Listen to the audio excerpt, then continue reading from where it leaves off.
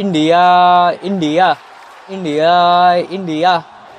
অস্ট্রেলিয়ার মতো শক্তিশালী দলকে হারিয়ে আজ ইতিহাস করলো আমাদের ভারতের মেয়েরা।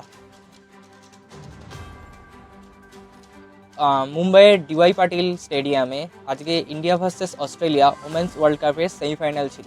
সেখানে পাহাড়সম 338 রান চেস করতে নেমে ভারত 5 উইকেটে বিজয়ী হয়। প্রথমে শেফালি বর্মা এবং স্মৃতি মান্ধানা দ্রুত আউট হওয়াতে ভারতীয় সমর্থকদের কপালে ভাঁজ পড়ে, কিন্তু পরে জেমিমা রড্রিগেজ এবং হরমনপ্রীত কৌরের দুর্দান্ত একটি ইনিংসে ভারত বিজয়ী হয়। জেমিমা রড্রিগেজ তো অসামান্য, তিনি একটি 17 রান করেছেন এবং ম্যাচ ফিনিশ করে এসেছেন নট আউট থেকে। শেষে তার নিজের আনন্দের অশ্রু আর ধরে রাখতে পারেননি। তো এবার শুধু মাঝে একটাই বাধা, ফাইনাল।